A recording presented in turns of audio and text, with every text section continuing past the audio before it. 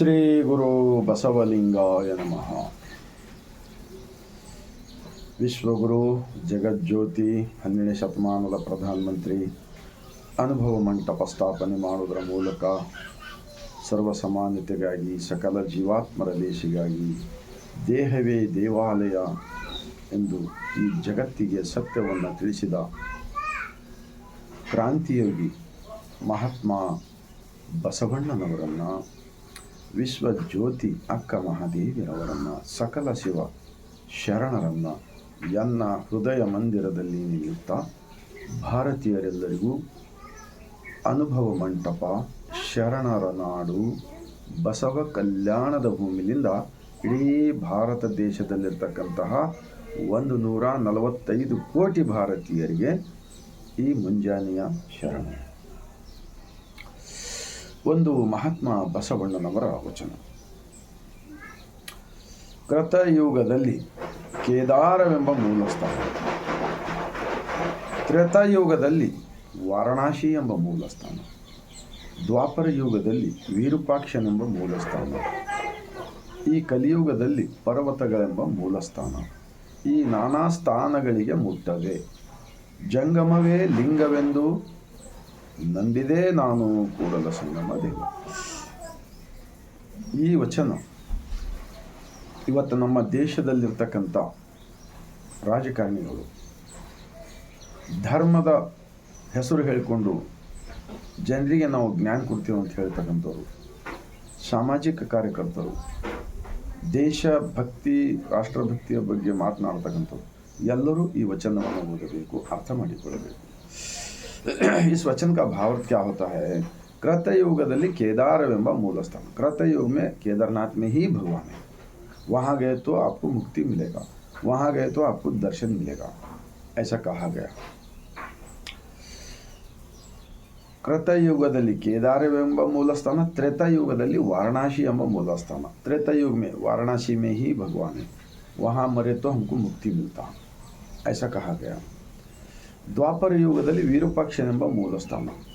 कर्नाटक के अंदर हम्पी, वहाँ पर ही भगवान है, वहाँ गए तो भगवान का दर्शन होता, ऐसा कहा गया.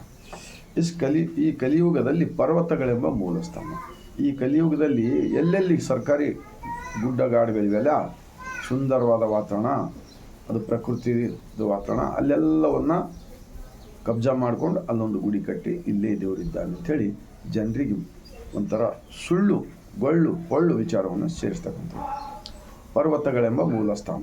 ಈ ನಾನಾ ಸ್ಥಾನಗಳಿಗೆ ಮುಟ್ಟದೆ ಜಂಗಮವೇ ಲಿಂಗವೆಂದು ನಂಬಿದೆ ನಾನು ಕೂಡಲ ಸಂಗಮ. ಜಂಗಮವೆಂದರೆ ಯಾವುದೇ ಒಂದು ವಿಶೇಷ ಜಾತಿ ಅಲ್ಲ. ಜಂಗಮವೆಂದರೆ ಈ ಸೃಷ್ಟಿಯ ಬಗ್ಗೆ, ಈ ಸೃಷ್ಟಿಯ ರಹಸ್ಯದ ಬಗ್ಗೆ ಅರ್ಥ ಮಾಡಿಕೊಂಡು ನಮ್ಮ ಒಳಗೆ ಯಾರಿದ್ದಾರೆ, ಈ ಹೊರಗಿನ ಜಗತ್ತೇನಿದೆ, ಸಕಲ ಜೀವರಾಶಿಗಳಿಗೆ ಸಲ್ಲುತಕ್ಕಂಥ ದೇವರ ಬಗ್ಗೆ ನಮ್ಮ ಅಣ್ಣ ಬಸವಣ್ಣನವರು ಏನು ಹೇಳ್ತಾರೆ?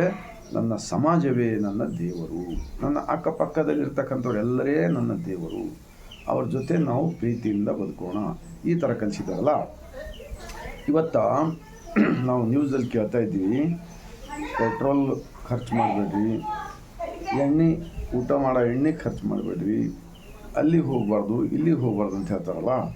ನಾನು ಒಂದೇ ಒಂದು ವಿನಂತಿ ಮಾಡ್ಕೊಳ್ತೀನಿ, ಒಂದೇ ಒಂದು ವಚನದಿಂದ. ನಮ್ಮ ಬಸವಣ್ಣವರು ಕೂಡ ಪ್ರಧಾನಮಂತ್ರಿ ಇದ್ದಲ್ಲ 12ನೇ ಶತಮಾನದಲ್ಲಿ. ಈ ಎಲ್ಲ ಗುಡಿ ಗುಂಡಾರಗಳಲ್ಲಿ ತಿರುಗ್ತಕ್ಕಂಥ ಜನಗಳು, ಯಾಕೆಂದರೆ ಕಳ್ಳಗುರು ಸುಳ್ಳು ಶಿಷ್ಯರು ಇವರೆಲ್ಲರೂ ಕೂಡಿ ಇಡೀ ಭಾರತ ದೇಶದಲ್ಲಿ ಭ್ರಷ್ಟಾಚಾರವನ್ನು ಹೆಚ್ಚಾಗಲಿಕ್ಕೆ ಕಾರಣರಾಗಿದ್ದಾರೆ. ನಮ್ಮ ಶರಣರು ಹೇಳ್ತಾರೆ, ತನ್ನ ತಾನರಿತರೆ ತಾನೇ ದೇವ ನೋಡ ಅಪ್ರಮಾಣ ಕೂಡಲ ಸಂಗಮ ದೇವ ಅಂತ ಹೇಳಿದಾರಲ್ಲ. ಇದು ಸುಳ್ಳಿದೆನಾ? ಚರ್ಚೆ ಮಾಡಿ ನೋಡೋಣ.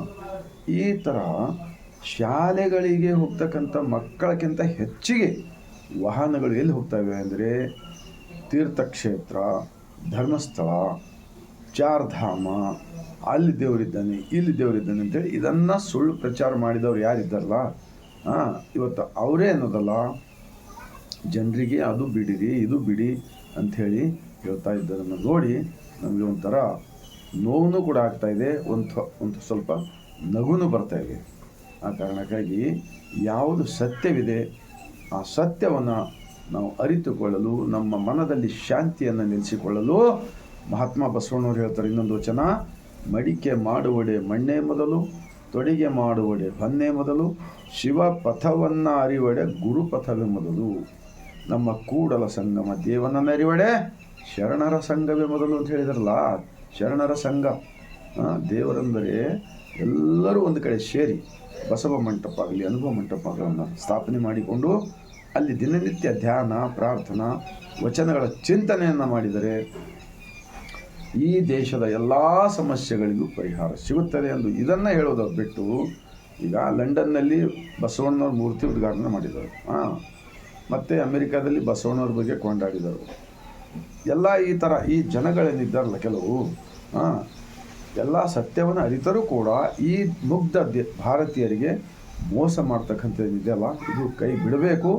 ಮತ್ತು ಸತ್ಯ ಶರಣರ ವಿಚಾರಗಳನ್ನು ತಮಗೆ ಗೊತ್ತಿದ್ದರೂ ಕೂಡ ಇದನ್ನು ಯಾಕೆ ಮುಚ್ಚಿಟ್ಟಿದ್ದಾರ ಅಂತಕ್ಕಂಥದ್ದು ನಾವು ಅರ್ಥ ಮಾಡಿಕೊಳ್ಳಬೇಕು ಎಂದು ಹೇಳ್ತಾ, ತಮ್ಮೆಲ್ಲರಿಗೂ ಈ ವಚನದ ಭಾವಾರ್ಥ ಇವತ್ತೇ ಅರ್ಥವಾಗಿದ್ದೇ ಆದರೆ ನೀವು ದೇವರನ್ನು ಹುಡುಕಲು ಅಲ್ಲಿ ಇಲ್ಲಿ ಹೋಗೋದನ್ನು ಬಿಟ್ಟು ನಿಮ್ಮ ಮನೆಯಲ್ಲಿರ್ತಕ್ಕಂಥ ತಂದೆ, ತಾಯಿ, ಹೆಂಡತಿ, ಮಕ್ಕಳಲ್ಲಿ ಅಂತರಂಗ ಮತ್ತು ಬಹಿರಂಗದಲ್ಲಿ ಶುದ್ಧ ಮನಸ್ಸನ್ನು ಇಟ್ಕೊಂಡು ಪ್ರೀತಿಯಿಂದ ಬದುಕಿದರೆ ನಿಮ್ಮ ಅಂಗಳವೇ ವಾರಣಾಸಿ ಆಗುತ್ತೆ ಅಂತ ಹೇಳಿದ್ರಲ್ಲ ಬಸವಣ್ಣನವರು. ಇದನ್ನು ಇವತ್ತ ದೇಶದ ಏನು ಮುಖ್ಯಸ್ಥರು ಯಾರ್ಯಾರಿದ್ದಾರೆ ರಾಜಕಾರಣಿಗಳು ಅವರು ಅರಿತುಕೊಂಡು ಜನಮನಕ್ಕೆ ಮುಟ್ಟಿಸಿದೆ. ಆದರೆ ನಿಜಕ್ಕೂ ಇವತ್ತೇನು ಪೆಟ್ರೋಲ್ ರೇಟ್ ಇದೆಯಲ್ಲ, ಇವತ್ತು ಊಟ ಮಾಡೋ ಎಣ್ಣೆ ಇದೆಯಲ್ಲ, ಇವೆಲ್ಲವೂ ಕೂಡ ಅರ್ಧಕ್ಕಿಂತ ಕಡಿಮೆ ಆಗಲಿದೆ.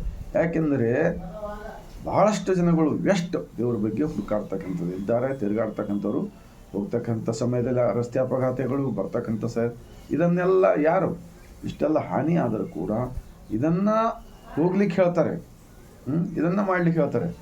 ಆದರೆ ಸತ್ಯವ ಶರಣರ ವಚನಗಳನ್ನು ಓದಿದರೂ ಕೂಡ ತಿಳಿದಿದ್ದರೂ ಕೂಡ ಅದನ್ನು ಜನಮನಕ್ಕೆ ಮುಟ್ಟಿಸುವ ಬದಲಾಗಿ ಆ ಬಸವಣ್ಣನವರು ಸ್ಥಾಪಿಸಿದ ಅನುಭವ ಮಂಟಪದ ವಿಚಾರಗಳಿಗೆ ತಿರುಚುವ ಕಾರ್ಯ ಮಾಡೋದು.